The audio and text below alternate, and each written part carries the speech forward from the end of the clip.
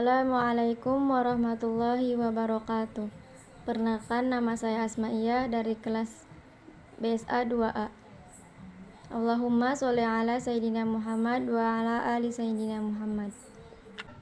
Pada kesempatan kali ini, saya akan membahas tentang sumber landasan dalam merumuskan kaidah nahwu dan pengaruhnya dalam bahasa Arab. Pertama, bahasa Arab merupakan bahasa yang diklasifikasikan ke dalam bahasa tertua yang utama tersebar di dunia dan telah ditetapkan sebagai bahasa komunikasi internasional oleh PBB. PBB maksudnya Persikatan Bangsa-Bangsa. Pada tahun 1999 Masehi berkembang dan menyebarnya bahasa Arab tidak lepas dari peran Al-Quran dan hadis serta kedudukannya yang sangat mulia di dalam Islam, karena Al-Quran diturunkan bersamaan dengan agama Islam, sehingga banyak umat Islam di seluruh dunia mempelajari bahasa Arab supaya bisa memahami kitab sucinya dan berkomunikasi dengan sesama. Bahasa Arab mulai tercampur dengan bahasa lain. Terdapat berbagai kasus lahan dan perbedaan qiraat. Meskipun lahan sudah ada sejak masa Rasulullah, tapi masih dalam lingkup yang kecil yang hanya terbatas pada minoritas orang saat itu. Namun setelah Islam menyebar dan kebutuhan orang Islam untuk memenuhi Al-Quran, kasus lahan mulai berkembang sehingga membuat orang Arab dan pakar bahasa khawatir akan hilangnya bahasa Arab yang asli. Kemudian yang menjadi faktor utama yang mendorong ide atau gagasan untuk membakukan gramatika bahasa Arab yang kemudian disebut dengan kaidah nahwu. Kaidah nahwu merupakan landasan dasar yang digunakan para ahli bahasa dalam menentukan hukum-hukum teks dalam bahasa Arab, seperti fi'il madi yang harus fathah di akhir kata, fi'il mudhari yaitu dhammah, dan fi'il amr yaitu sukun di akhir kata. Selanjutnya, isim yang letaknya setelah huruf jar yang harus dikasrohkan, dan masih banyak contoh yang bisa kita amati dalam kalimat bahasa Arab yang menggunakan nahwu. Kaidah nahwu dalam membacanya. Selanjutnya, kaidah nahwu sendiri dirumuskan oleh para ulama melalui proses ihtijaj, atau bisa disebut dengan mengambil dan menentukan dalil, dan istidlal, atau menentukan dalil. Berdasarkan dalil-dalil yang meyakinkan sehingga menguras kaidah nahwu. Ada beberapa perbedaan. Pertama, menurut Nana Jumhana, beliau hanya mengemukakan dan membahas landasan kias dalam merumuskan kaidah-kaidah nahwu. Sedangkan sama atau nakal, ijma, dan istihab al-hal tidak dibahas secara terperinci.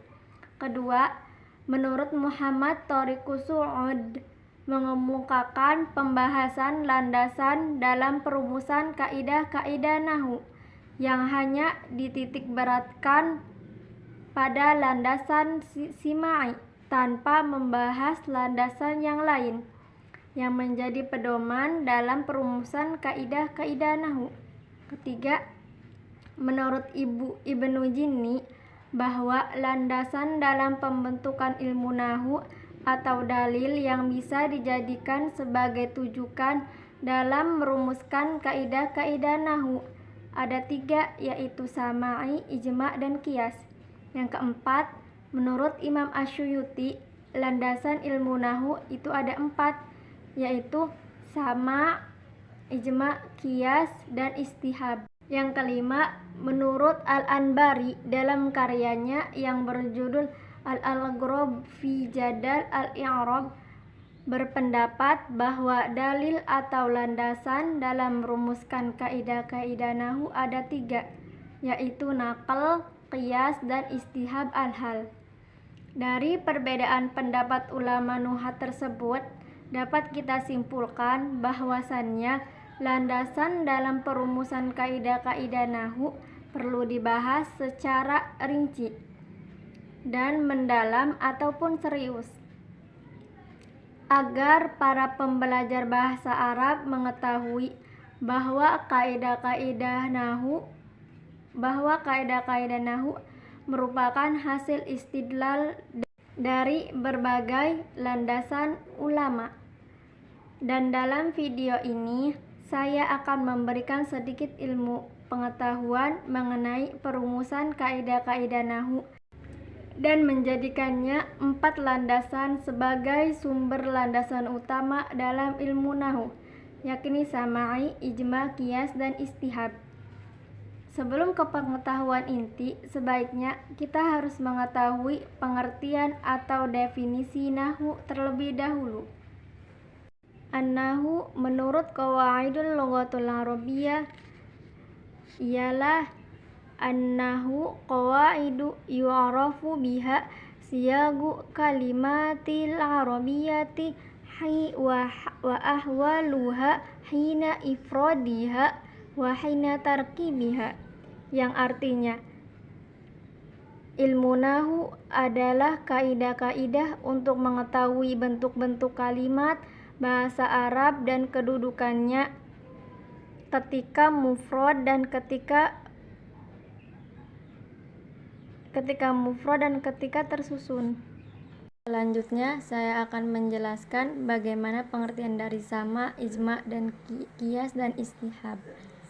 Pengertian sama menurut konteks nahwu yaitu sebuah penelitian atau peristiwa bahasa yang dilakukan oleh para ahli dengan cara mencari informasi dari perkataan yang tepat, dipercaya kefasihannya dari sumber aslinya, yaitu Al-Quran, hadis Nabi, dan perkataan orang Arab untuk memastikan kefasihan orang Arab. Ijma ialah kesepakatan antara ulama nahwu Basrah dan Kufah.